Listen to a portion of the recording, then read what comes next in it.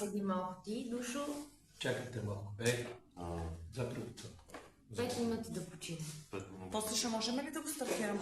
Ще го стартираш. Давай да си го пусти да го нагася и аз. Така, тук сме си наши момчета. Щете ли да помогнем на Мартин, на някой, на бачица, да ги направим преференция, да имаме хора от село там. Някой има ли претенции? Зависи от комисията, като кажете.